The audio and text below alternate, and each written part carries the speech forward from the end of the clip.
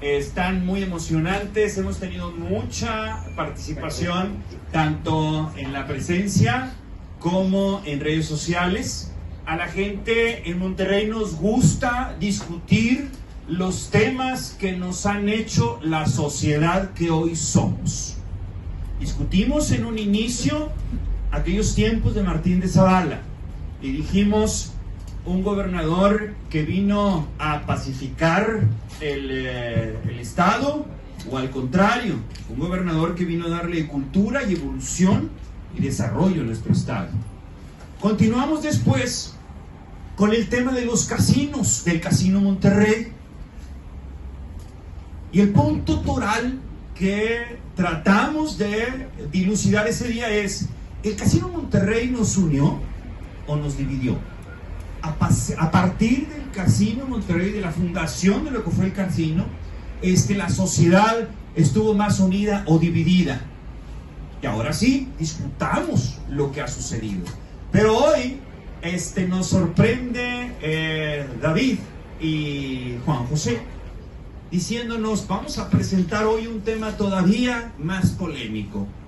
Las cantinas en Monterrey vinieron a ser un lugar de perdición o fueron lugares.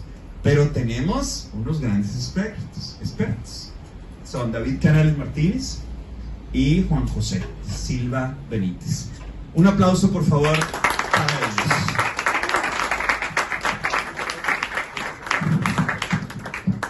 Buenas tardes, buenas noches, muchas gracias. Y tenemos mucho más expertos todos ustedes aquí, porque esa es la idea de estas charlas que hemos empezado ya. Esta es la tercera de 6 primeras que estamos organizando, y la idea es que sea un debate aquí entre todos.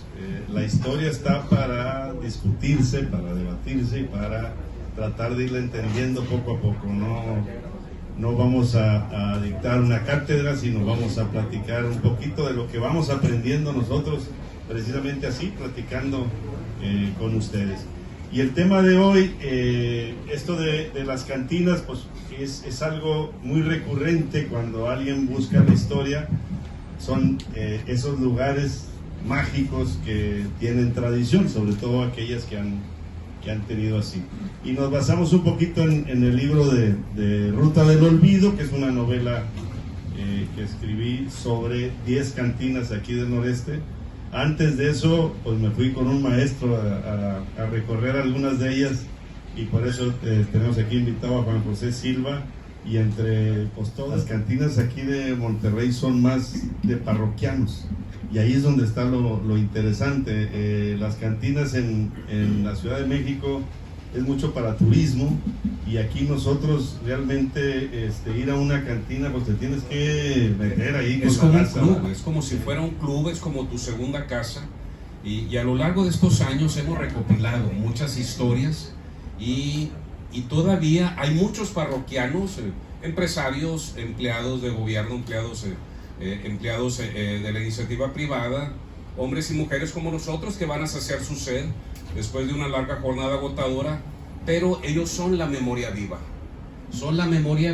y me decía alguien: es que yo quiero ir a tu tour y no bebo.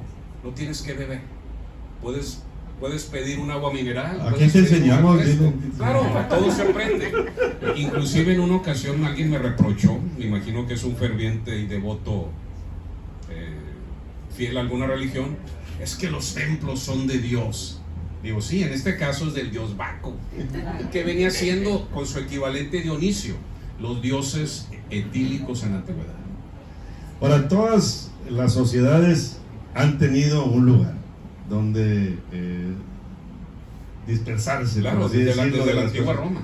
En cualquier, si buscas cualquier civilización, tiene su salida. Nosotros acá, los chichimecas, teníamos los mitotes, Claro, que eran las fiestas. Eran fiestas, eran desahogos, eran de donde se bebía un aguardiente. Y bueno, pues así viene siendo. Lo que hay que cuidar es de que se haga con cierta moderación, como muchos de los casos que se hicieron en el siglo pasado, en donde después de una ardua jornada ahí era donde había esa posibilidad de salirse un poquito. Y de hecho no es nuevo, porque dicen las crónicas que en una fecha tan temprana como 1613, a la vera del antiguo Camino Real que venía de Santiago de Saltillo a la metropolitana Monterrey, donde ahorita hay una hermosa hacienda en Rinconada, ahí se abrió, con permiso real, se abrió lo que se le conocía como un hostal o como una venta, pero en el lenguaje de la época es una hostería. Y un caballero judeo-portugués de nombre don Antonio Díaz de Cahamuño, él es el pionero, porque no nada más ofrecía hospedaje, bebida y comida para hombres, mujeres y animales, sino que también te ofrecía las bebidas espirituosas.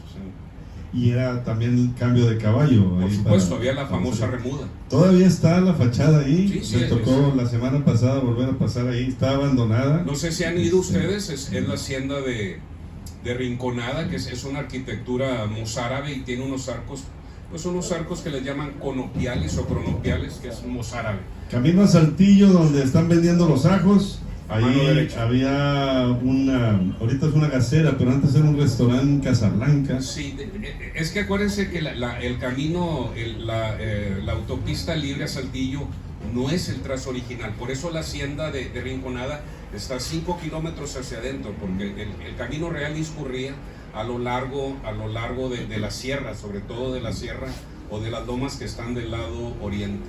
Entonces en esa fecha ya David comienza la venta de bebidas espirituosas, pero para no irnos antes nos centramos en el siglo XIX, que es donde empieza la historia. Nada más también porque también, como decimos, en los asentamientos pues siempre hubo esa posibilidad, y yo en el libro de Guerra en Tierra Viva, que fue tema de la plática anterior, ahí también describo una pequeña tienda en el puerto de Tampico, que después se convertía en vinatera.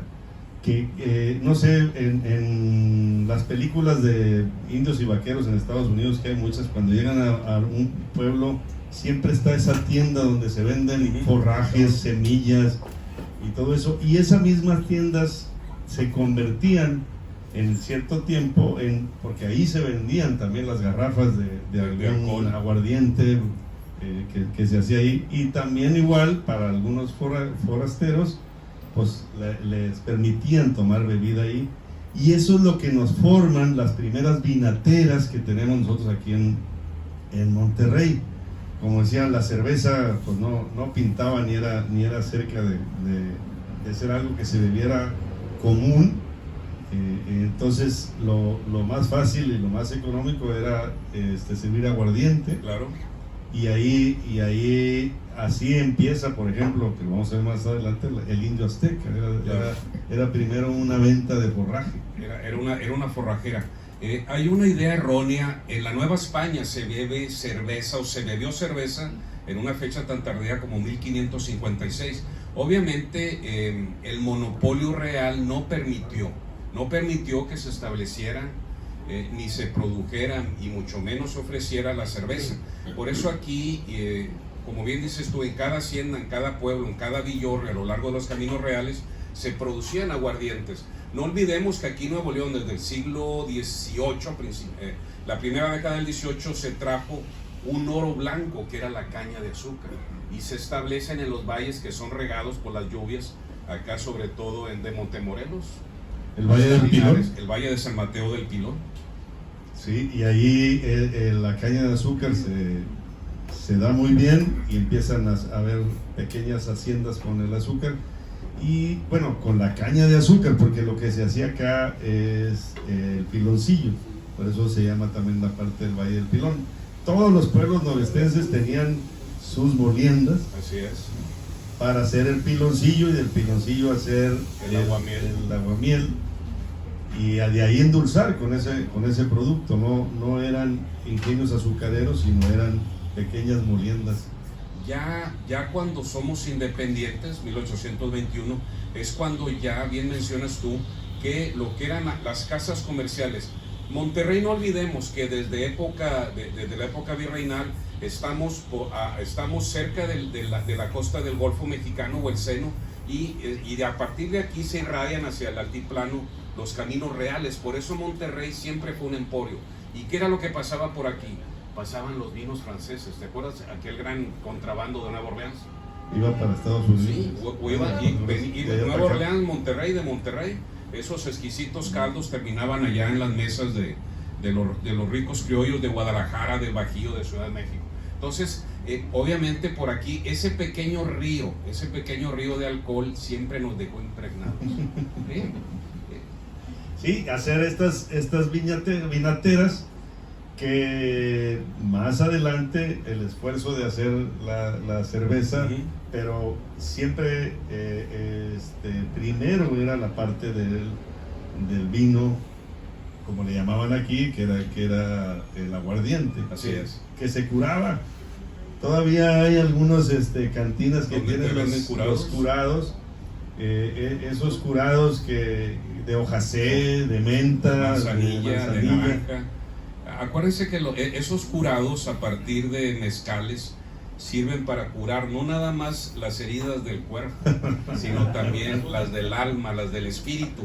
Les comentaba que en el siglo XIX, ya independientes, hay dos movimientos que van a hacer que en Monterrey florezca la venta, la degustación de alcohol.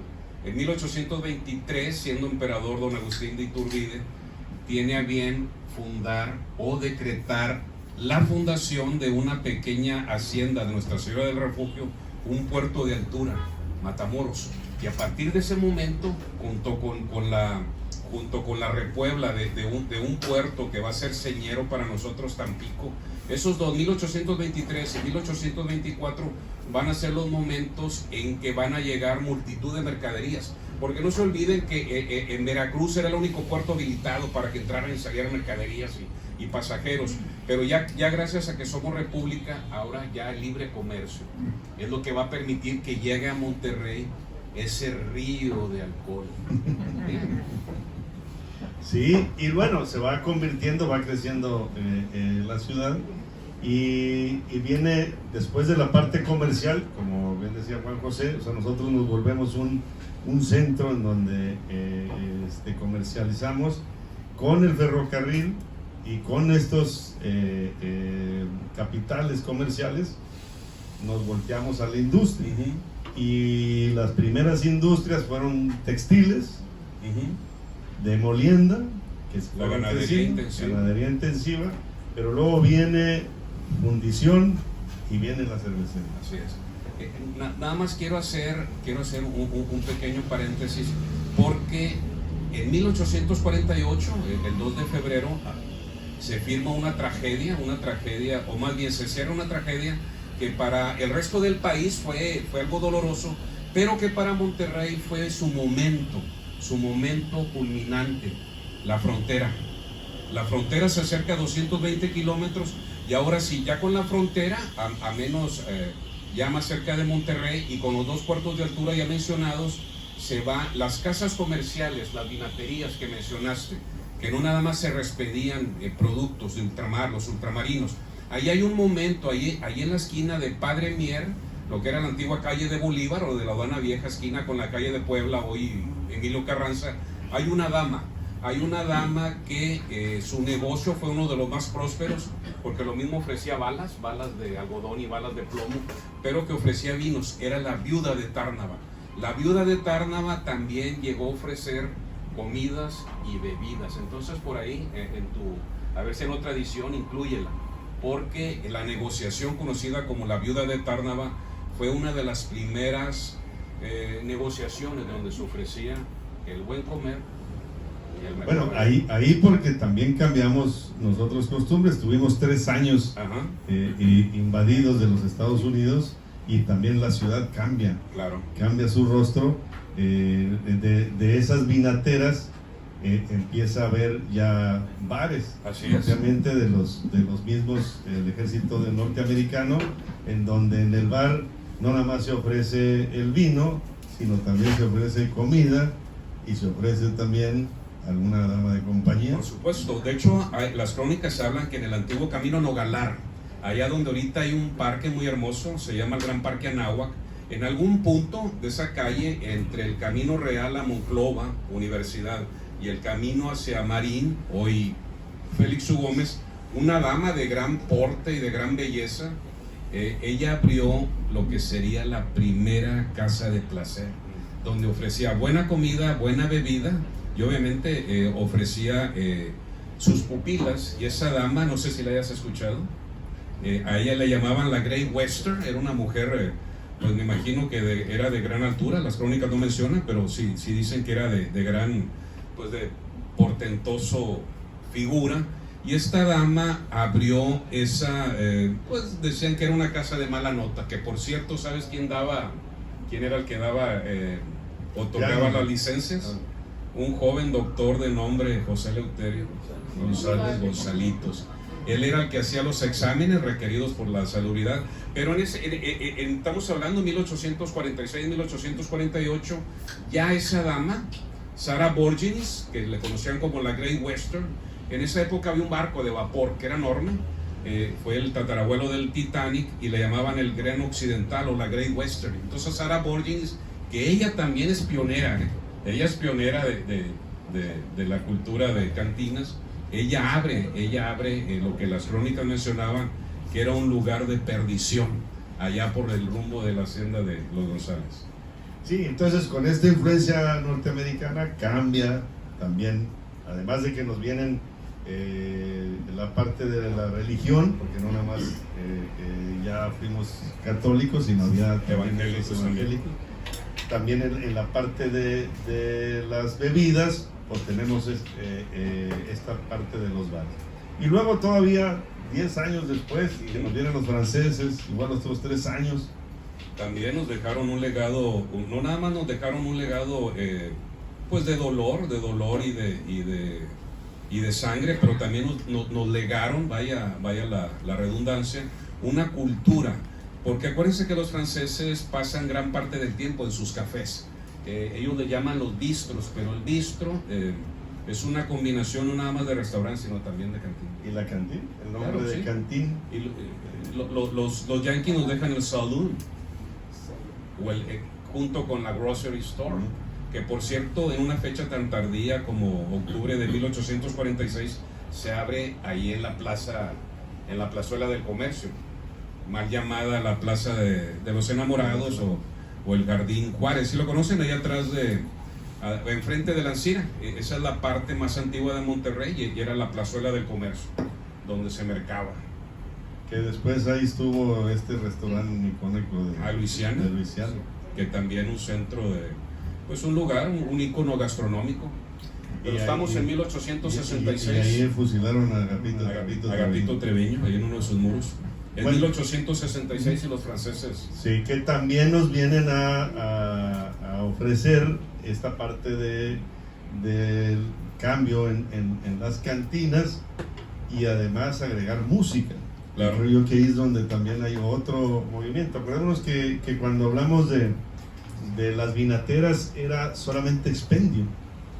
Sí, pero ya con la influencia yanqui y francesa, unos traen la comida y los franceses, con las tropas francesas venía, hay una tradición muy antigua ya en los ejércitos de Europa donde cada corporación o unidad militar traía una banda, acuérdense que la música no nada más sirve para alegrar los corazones, sino también para insuflar un valor en las tropas, en los guerreros. Entonces hay una crónica por ahí muy interesante. Hay una unidad del ejército austriaco. Acuérdense que no nada más llegan los franceses, llegaron los belgas y los austriacos. Belgas por la emperatriz Carlota. Bueno, resulta que una orquesta militar de origen austriaco, por órdenes del comandante militar Jan Ingrosso aquí en Monterrey, de tarde en tarde daba un concierto en la Plaza de Armas, hoy Zaragoza, y ahí vienen 3 elementos que van a quedarse para la posteridad, para enriquecer a Nuevo León: la polca, el chotis y un pequeño instrumento de viento que se le llama el acordeón. Y eso nos hace... Y eso es lo que va a enriquecer. Acuérdense, porque hasta entonces lo único que había, pues sí, se había orquestas, se bailaba el vals, todavía van a faltar varios años para que se desarrolle, pero ya el chotis, la polca, el zapateado, el taconazo ya van a ser parte de nuestra cultura. Y así llegamos a 1890. No, pero no olvides que en 1882 va a llegar el Heraldo del Progreso, lo que los periódicos de la época le llamaron el caballo de hierro del ferrocarril. 30 de agosto de 1882, trae mercaderías, trae pasajeros, trae turistas, pero entre las mercaderías, ¿qué venía? Materia prima. Y cerveza. Bueno, ahí viene la cerveza. Y empezamos nosotros en los diferentes pueblos a poder disfrutar de la cerveza, pero era una cerveza, o sea, era una bebida cara. Sí, y una era cara, y dos, venía algo que comentábamos, Jesús, antes de comenzar esta sesión. Hay un proceso por la cual la cerveza pierde su sabor. Vulgarmente le decimos, se azorrilla. Entonces, ese es el momento cumbre, 1883, y un joven, bueno, ya no tan joven, ¿verdad? Unos empresarios de nombre, don José Calderón Penilla y su administrador y futuro socio, Isaac Garza. Pero se acomodan con Joseph Maximilian Schneider, un hijo de un inmigrante alemán que tenía una fábrica de cerveza en San Luis, Missouri. Cuando se independiza Texas, lo primero que intenta hacer es comercializar con San Luis, Missouri. Así es. Era San Luis, Missouri, digamos que en ese entonces para Estados Unidos era el Monterrey de San México. Luis era la puerta del Far West. Acuérdense que San Luis, Missouri está en la confluencia del río, del padre de los ríos, el Mississippi, con el Missouri. Entonces, como bien apuntas tú, San Luis, Missouri era la puerta, era la entrada a todas las riquezas del oeste. Y ahí también llegaban inmigrantes europeos y los alemanes que trajeron la cerveza, tanto a Chicago como a San Luis y bueno, y a otros a Milwaukee. Pero ahí en San Luis hay varias cervecerías muy importantes, la Anheuser-Busch, la Schneider. Y esos son los que se asocian con que ya habían intentado asociarse con algunas fábricas pequeñas de cerveza aquí en Monterrey.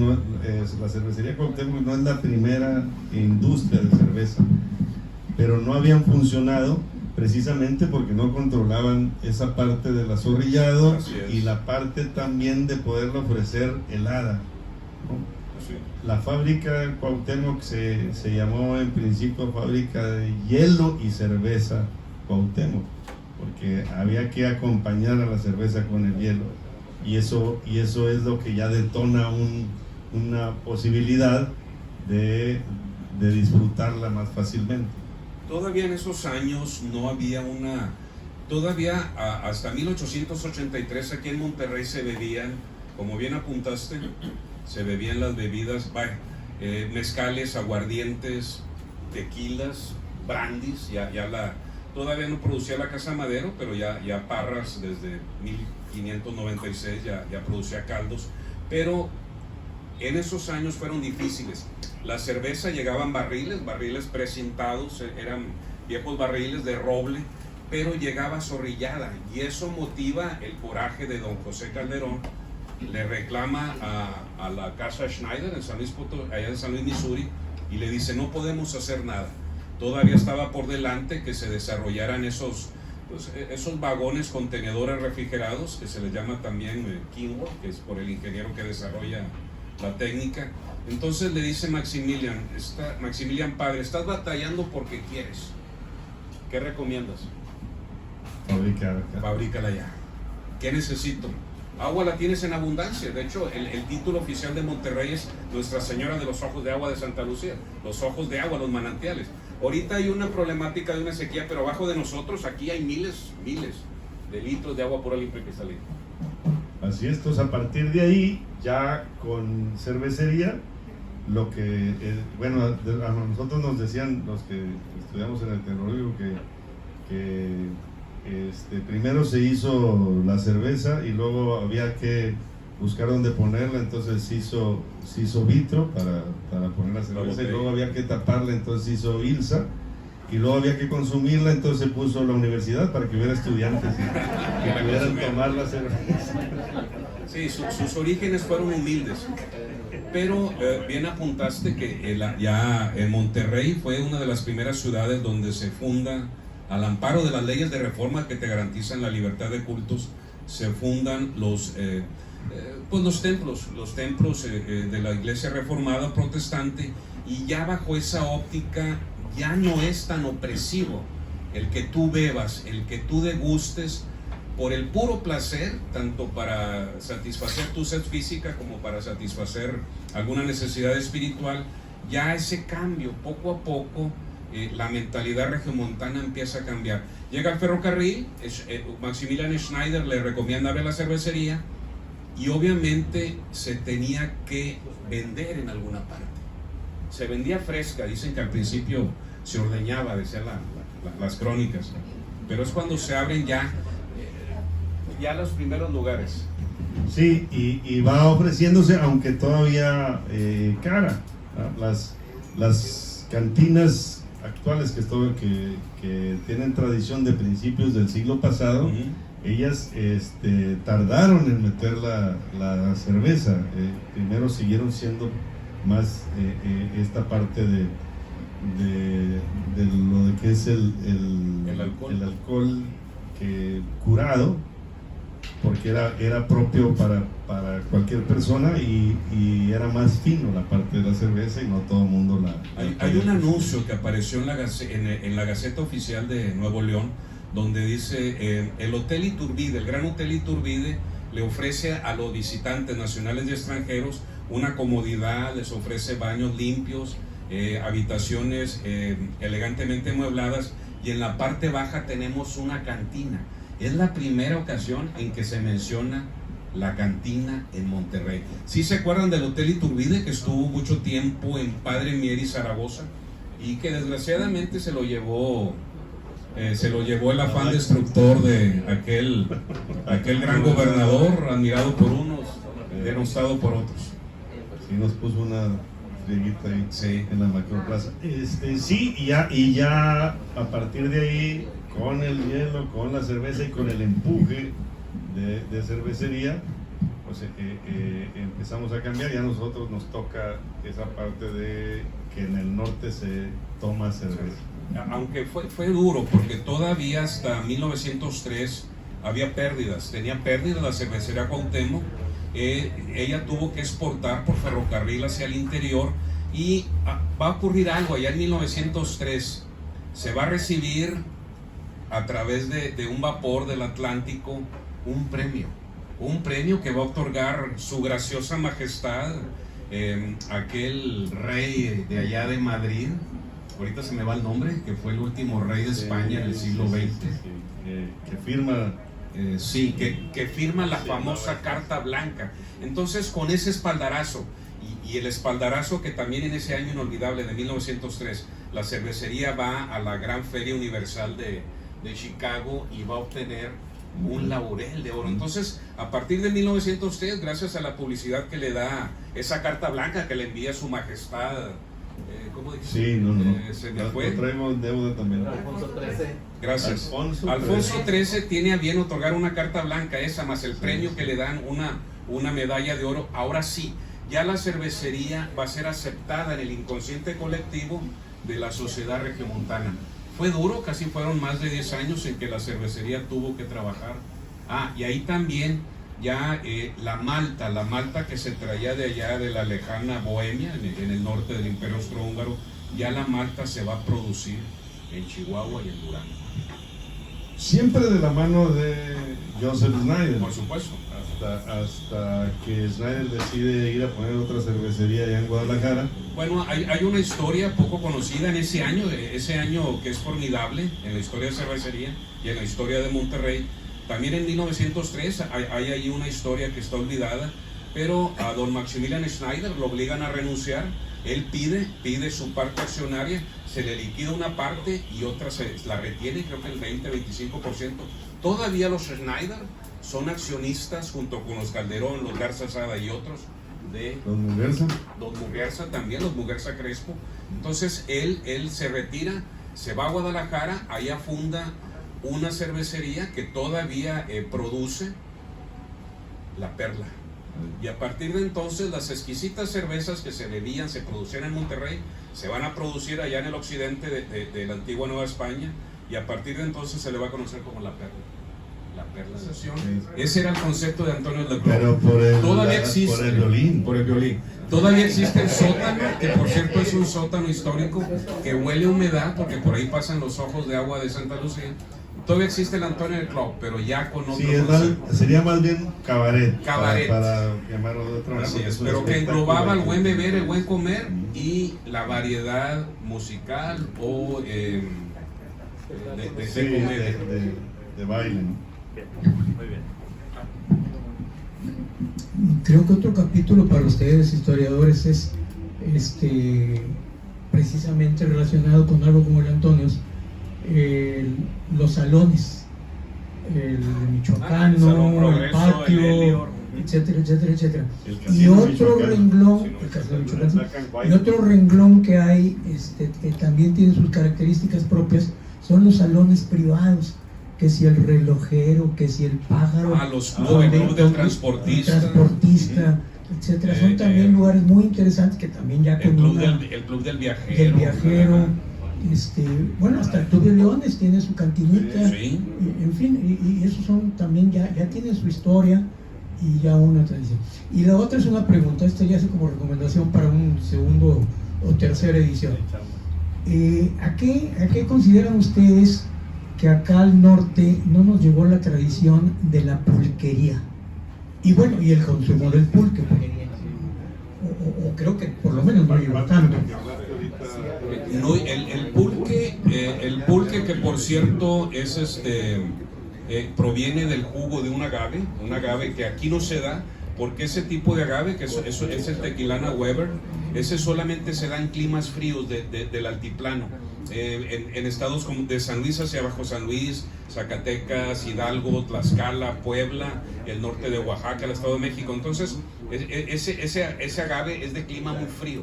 Los agaves de nosotros son agaves espadines o agaves que te pueden permitir hacer un mezcal, inclusive como el sotol, ¿verdad? O un sotol acá en Bustamante, que por cierto tu tierra es por eso el pulque no llegó aquí. Y otra cosa, lo que mencionamos, ¿por qué la cerveza cuando llegaba a Monterrey llegaba en mal estado o azorrillada? Igual pasaba con el pulque, porque por dos razones: los fleteros o los varilleros, que eran los mercaderes que traían al lomo de mula o de burrito sus mercancías. Traer un pulque de clima frío, clima caliente, ¿qué va a pasar? Uno, aparte de que va a ser aparatoso para los burritos, los trenes de mulas, muy pesado. Aparte de ser pesado, se va a echar a perder. Sí. Por eso. Y aquí tampoco hubo, no hubo, ese agave. Déjame pasarle a nuestro buen amigo el doctor Carlos Arellano, también un excelente gastrónomo. Gracias. Bueno, realmente lo del pulque, hay que recordar que Monterrey primero fue pulquero, cuando estaba en la colonia San Luisito, con los canteranos que trajo Bernardo Reyes, pero hay que acordarnos que en 1890, cuando nace la cervecería Monterrey, hubo una campaña en contra de las pulquerías. No sé si lo comentaron, sí, tarde. Cerraron muchas de ellas, hubo moches. Desafortunadamente el pulque no duraba mucho, como dice se echaba a perder, acá Juan, se echaba a perder muy fácil. Yo hace poco tuve un proyecto con otro amigo de poner una pulquería en el Centrito Valle, pero yo sé que hay todos. ¿Quién quiere pulque? Nada más que desafortunadamente se descompone, como bien dices, Juanjo, no dura mucho, el pulque se echa a perder.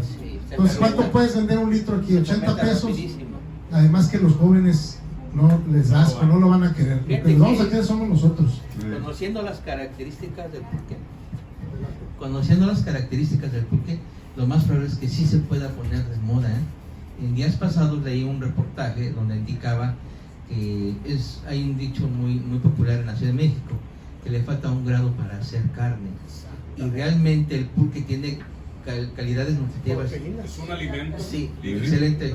Entonces, podría ser muy buen negocio. Por cierto, ¿quieren degustar un pulque exquisito realizado en la casa? En Saltillo venden. Es correcto, es un buen amigo. Hay una pulcata en la esquina de la antigua calle del Reventón, hoy calle de Bravo, esa calle de Agustín bajaba, caballo. En la esquina de Bravo y Ramos Arizpe, en barrio de Catedral, hay una pulcata, la Pulcata Santiago, de un buen amigo, amante también de la historia como nosotros, Pero vayan, está abierto de martes a sábado de 11 a 8. No es comercial, pero yo cuando voy para allá me gusta degustar uno, porque te pega como patada de mula.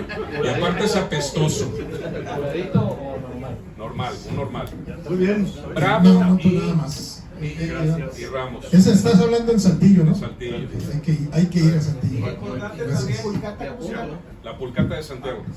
Hacemos un Algo, Bravo y Ramos. algo importante también, recuerden que hasta hace, no sé, 10 años, nadie tomaba mezcal. Y ahorita se puso de moda otra vez.